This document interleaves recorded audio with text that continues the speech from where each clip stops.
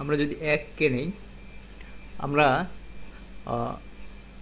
এর সংজ্ঞা থেকে জানি যে মৌলিক সংখ্যা সেই সংখ্যাকে আমরা মৌলিক সংখ্যা বলবো যে সংখ্যা শুধুমাত্র 1 এবং ওই সংখ্যা দ্বারা ভাগ করা যায়। অবশ্যই এই দুইটা সংখ্যা দ্বারা ভাগ যেতেই হবে, 1 দ্বারা এবং ওই সংখ্যা দ্বারা, এবং এই 1 এবং ওই সংখ্যা অবশ্যই আলাদা সংখ্যা হতে হবে। যেমন ধরো আমরা যদি 1 রে বলি, 1 আমাদের 1 দ্বারা ভাগ যায়, 1 রে 1 দ্বারা ভাগ দিতে পারি, 1 1 এর দ্বারাই ভাগ করে, কিন্তু 1 ছাড়া এটা অন্য আরেকটা সংখ্যা নামে, দুইটা আলাদা সংখ্যা লাগবে।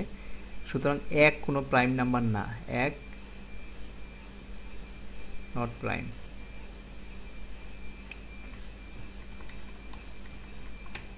1 মৌলিক সংখ্যা না। এখন যদি 2 কে ধরি, 2 ভাগ 1 2 বার, 2 ভাগ 1 1 বার। তো 2 কে 1 দ্বারা এবং 2 দ্বারা, 2 এবং ওই সংখ্যা দ্বারা ভাগ যায়, সুতরাং 2 একটা প্রাইম।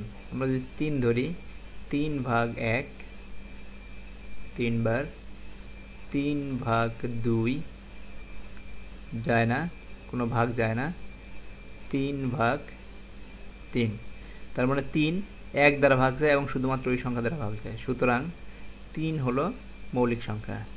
4 যদি দেখি, 4 ভাগ 1 4, 4 ভাগ 2 2, তার মানে 1 ছাড়া এবং ওই সংখ্যা ছাড়াও আরেকটা আছে যেটা 2 দিয়েও ভাগ যায়, সুতরাং 4 প্রাইম মৌলিক সংখ্যা না।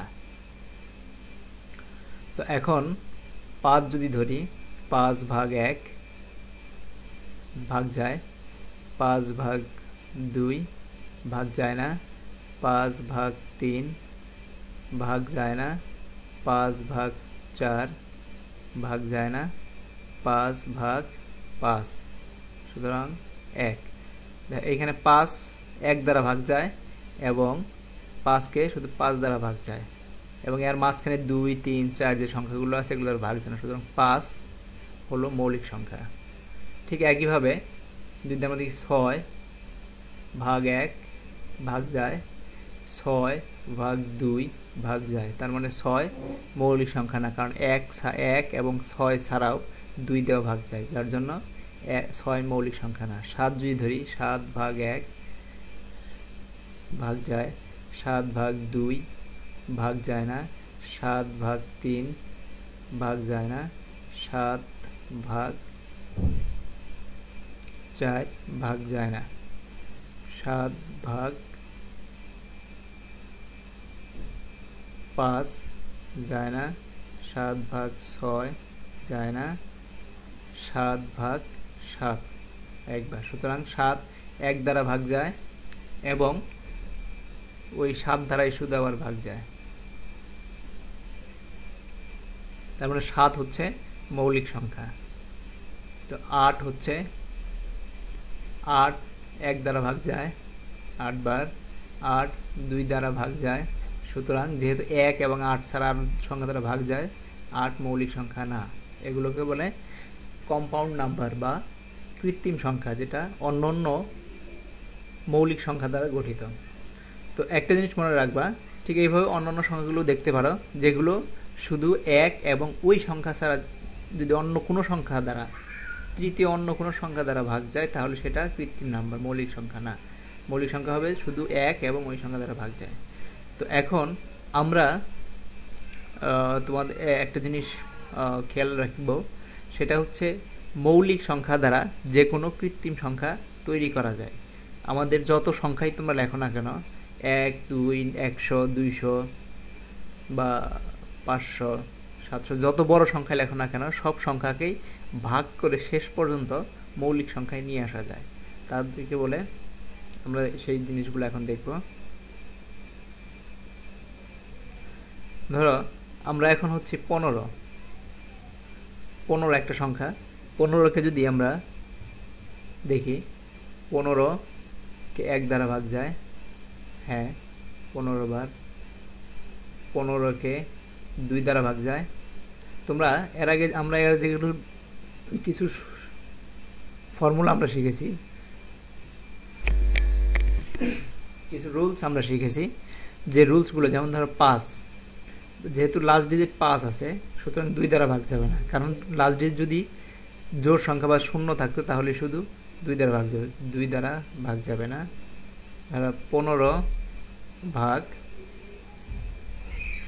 3, 3 দ্বারা ভাগ মানে হচ্ছে এদের যোগফল, যেমন 1 আর 5 আর 1 যোগ করলে 6, 6 এর 3 দ্বারা ভাগ যায় 2 বার, ভাগ যাবে 5 বার যায়।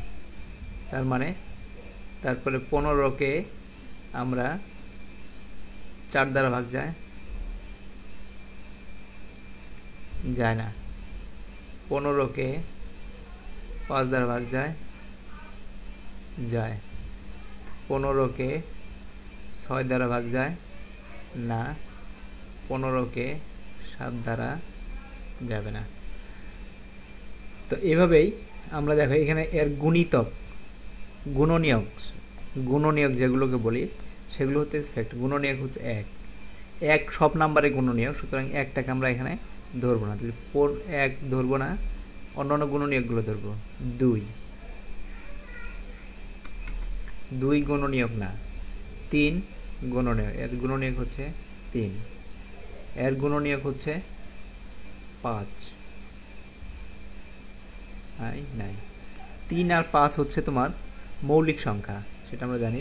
3 আর 5 মৌলিক সংখ্যা, সুতরাং 15 মৌলিক সংখ্যার উৎপাদক, 15 মৌলিক উৎপাদক হচ্ছে বা মৌলিক গুণনীয়ক হচ্ছে 3 আর 5। এখন কোন একটা সংখ্যা দেখলাম যেটাকে আমরা 4 দিয়ে, ধরো আমরা যদি 16 নেই, 16 2 দিয়ে 2 এর গুণনীয়ক হবে 2 গুণ আবার 2 4, আবার হবে 8, আর হবে 16 নিজেও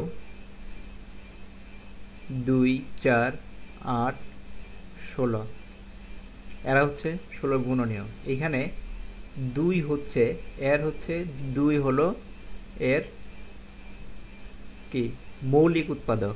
4 6 16 এরা কিন্তু মৌলিক উৎপাদক না, এর মৌলিক উৎপাদক হচ্ছে 2। তো এইগুলোকে আমরা যদি আরো ভাগ করে নিয়ে আসি, আমরা মৌলিক উৎপাদকগুলো নির্ণয় করতে পারবো। তো আমরা আরো দেখব এরপরে, যখন আমরা আসবো তখন মৌলিক উৎপাদক। তো এখন শুধু মনে রাখবো মৌলিক উৎপাদক, কোনো নাম্বারের উৎপাদকগুলোর মধ্যে যে নাম্বারগুলো মৌলিক তার সংখ্যাগুলোকেই মৌলিক উৎপাদক বলে। আমরা এখন দেখি, আমরা আরো কিছু জিনিস দেখব। ধরো আমাদের 2টা নাম্বার আছে, 2টা নাম্বার আছে 16 35, 16 35 না, আমরা ধরো 16 আর নিলাম 40।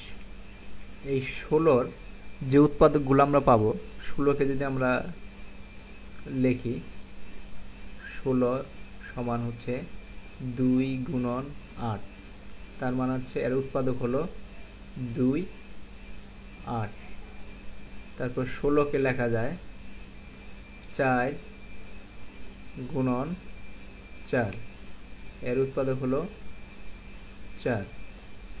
16কে লেখা যায় 1 গুণন 16, তার মানে 1, আর এখানে হচ্ছে 16। এগুলো হচ্ছে তার উৎপাদক। যদি কমা দিয়ে বসিয়ে দিই, 16র উৎপাদক।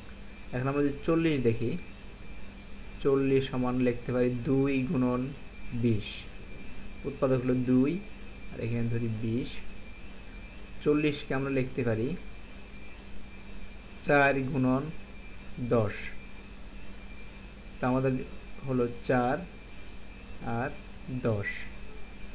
আমাদের আবার দেখি, 40কে আমরা লিখতে পারি 5 40 দিয়ে ভাগ যায় না, 6 যাবে না, 7 যাবে না, 8 যাবে, 5 যাবে। আমরা ফর্মুলা লাস্টের সংখ্যা মানে একক স্থানের সংখ্যা 0 হয়, অবশ্যই এটা 5 দিয়ে ভাগ যাবে। 5 গুণন 8 লিখতে পারি, তার মানে 5 8 তার উৎপাদক। তারপরে লিখতে পারি 40কে আবার লিখতে পারি 6 দ্বারা ভাগ যাবে না, 7 দ্বারাও যাবে না, 8 দ্বারা 8 গুণন 5। এটা অলরেডি আমরা 5 আর 8 একবার লিখে ফেলেছি, তো আমাদের আর দরকার নেই। তার উৎপাদকগুলো হলো 2 4 5 8 10 20। তো এর মধ্যে যে সংখ্যাগুলো আমরা যদি কমন বা সাধারণ উৎপাদক যদি বলে থাকি, এখানে 2 আছে, এখানে 2 আছে, এখানে 4 আছে, এখানে 4 আছে, এইখানে 16, হ্যাঁ এখানেও 4 আছে, এইখানে 8 আছে, এখানেও 8 আছে, এখানে 10 নাই, 16 নাই, 20 নাই। তাহলে আমাদের কমন দুইটার মধ্যে কমন হলো কি 2। 1 আর বড় সংখ্যাটা বাদ দিয়ে দিই, 2 4 8, এগুলো হচ্ছে কমন মানে সাধারণ উৎপাদক। এদেরকে সাধারণ মানে কমন। দুইটা সংখ্যার মধ্যে এই উৎপাদকগুলো আছে, এগুলো এই সংখ্যাগুলো দিয়ে অন্য সংখ্যাগুলো অবশ্যই ভাগ যায়। এদের কমন উৎপাদক বলে বা কমন গুণনীয়ক বলে। আরেকটা সংখ্যা আমরা দেখি,